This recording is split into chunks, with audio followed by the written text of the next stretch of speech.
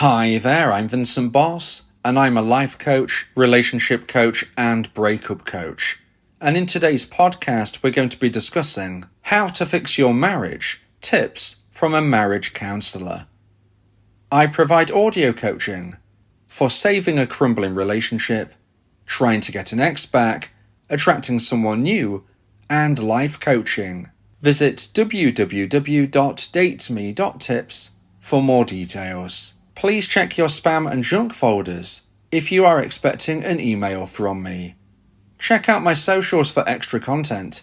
The links are in the description. So now let's get back into today's podcast. And today we are discussing how to fix your marriage, tips from a marriage counsellor. So if you feel that your marriage or long-term relationship is failing, it can be a very scary time. In today's podcast, I'll be discussing 3 points to consider about how to fix your marriage or long-term relationship if you worry that it's falling apart. So let's get straight into this, and point number 1 is communicate honestly and regularly.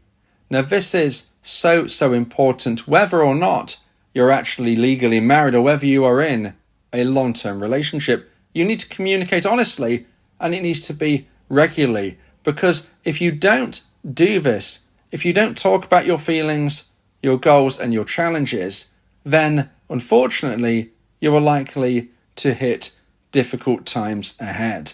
Now, one of the concepts I like to bring up when we're considering communication is the concept of using I feel statements rather than you always statements. Now, this is referred to as non-confrontational communication, and when we consider this might sound at first quite confusing, but I'm sure you'll get the hang of it once we just go through what it actually means.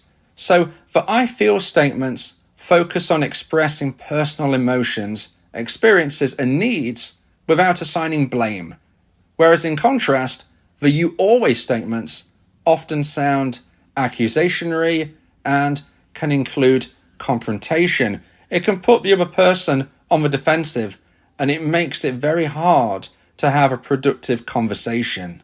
So now let's look at some of the key differences. So the I feel expresses how a situation impacts the speaker without making assumptions of the owner's intent. You're not putting pressure on the other person by almost accusing them of deliberately causing an argument, you might say. So if we consider the you always statements, well, that tends to generalize and criticize your partner's behavior. And this can really put them on the back foot. And this can cause problems in your communication. Now, it can minimize defensiveness as well. If we are trying to have a productive conversation, we don't want, as I said, your partner to be on that back foot. If you use the I feel statements, it invites empathy and understanding. Whereas the you always statements often escalate conflict because they feel like an attack. It feels like you are attacking your partner. So now let's just look at a few examples. So the first of which we will consider that your partner has forgotten to take out the trash. They've forgotten to take the rubbish out, okay? Now, if we consider the you always statement, then we might be saying something such as, you always forget to take out the trash. You never care about helping, okay? Now, consider how that comes across. Now, let's compare that to the I feel statement, which is, I feel frustrated when the trash isn't taken out because it feels like all the responsibility is on me. Okay, so you can see how there is a difference in how we communicate in that regard. So now let's look at a second example. Let's just say that your partner spends too much time on their phone during conversations with you. Now, the you always statement might come across as something such as, you always ignore me when I'm talking. You're always so distracted. Now just consider how that sounds, and let's compare it to the I feel statement, which is, I feel unimportant when I'm talking and you're on your phone. I really value our conversations. You see, you can see how that is very different in the tone and how it is likely to make your partner feel. Now remember, the goal of this is to have a constructive conversation. So we don't want them on the defensive. We don't want them to be feeling that they can't have a conversation with you, if we put them on the back foot, that is not going to get to the point that we actually strive for. You see? So we need to be very, very careful. So now let's look at another example. This will be the last one we look at today in this regard. And the third example I'm going to give you is that your partner is late to dinner. Now, if you were to use a "you always" statement, you might say, "You're always late. You don't care about my time." Now, let's compare that to the "I feel" statement, which could be something such as, "I feel hurt when you're late because it makes me think that my time isn't valued." Now, again, can you see the difference in the tone? Now, we've given 3 examples of this today, but obviously there is an infinite amount of possibilities. Ultimately, though, what we want to just take from this is that the "I feel" statements shift the dynamic from blame to understanding, and hopefully that will foster a healthier, more compassionate dialogue, which we need that within our relationship.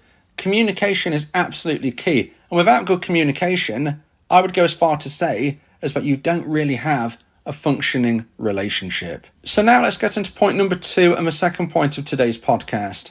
Please like this video if you're watching on YouTube, and if you have the new hype feature, please hype this video as well. If you like my content, subscribe to the channel to keep updated. And point number 2 is quality time. So when we're considering today's podcast about how to fix your marriage, one of the things which might sound somewhat obvious but is often difficult to do is to spend quality time together. It's absolutely vital that you maintain your relationship. You don't earn credit in the first few weeks or months of your relationship and just say, "Well, we did lots of things back then. We had great times together back then," and then just feel that you don't have to do anything else. No, you don't earn credit in a relationship. You have to keep working on it. Now, what do we mean by quality time? Well, probably the most obvious are date nights. You need date nights whether or not you have children, whether or not you have busy, stressful jobs.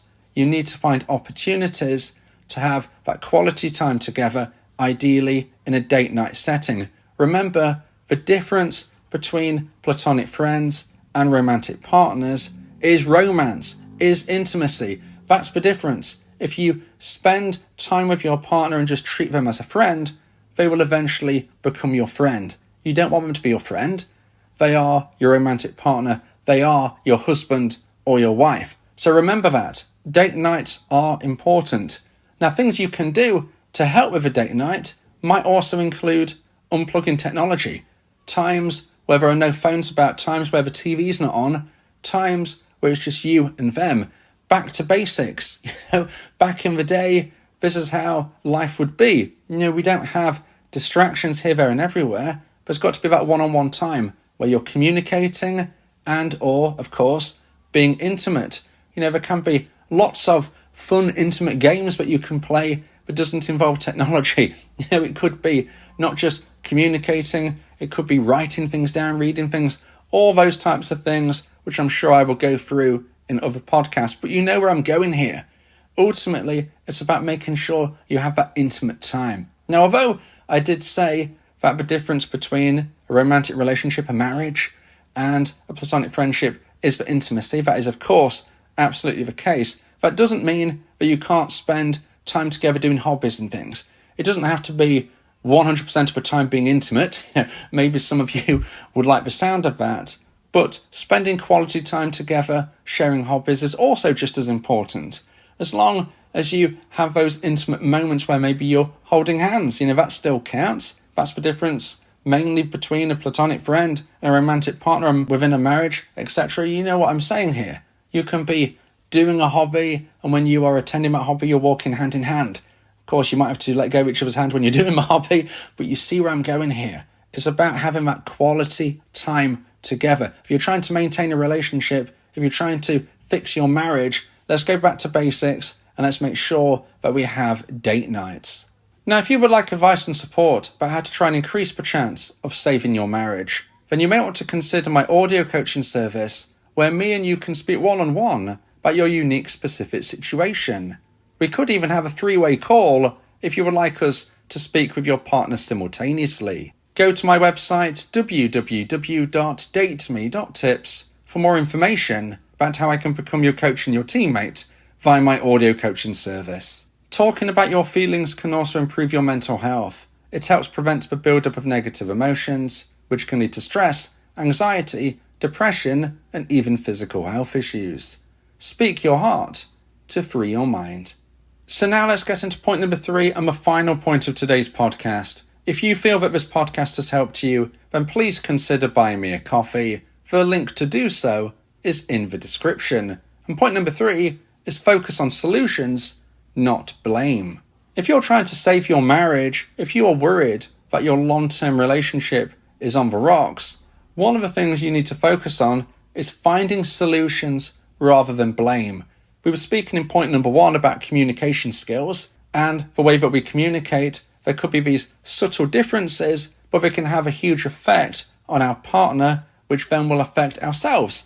Because if our partner is on the back foot, that is going to affect how they communicate, that will then affect ourselves and the relationship.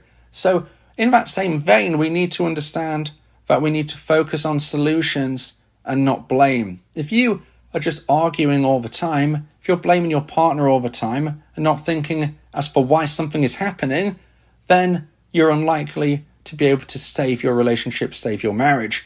We have to realize that people behave in a certain way due to what is going off in their own mindset. Now, sometimes that could be things that you are not involved with at all, but I would say generally speaking, there will be something that you can alter within your own mindset and your own behaviors, which could then help matters. So let me try and explain what I mean, because I appreciate that might sound somewhat confusing. Let's just say, for instance, that you don't believe your partner is interested in being intimate anymore. That's your concern. You're frustrated. In your marriage, you're thinking, why is my partner no longer interested in being intimate? Why aren't they? Why don't they care? Why don't they want to live a happily married life in that regard? And you might be putting all of the blame on them. Okay, so you're blaming them, whereas you're not thinking of the solutions. Now, perhaps, and I can't speak for your specifics, this is just a generalized thought, of course, but perhaps the reason that they don't feel like they want to be intimate right now is because in their mind, they feel that you're not taking care of your own physical health. They don't feel as physically attracted towards you as they once did.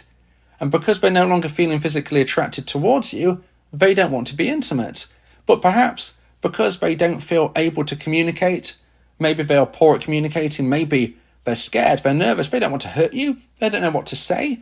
So they're not actually verbalizing it, they're just not saying anything, and instead they're just shutting off from the intimacy. All you see is that they don't want to be intimate, and that's frustrating you.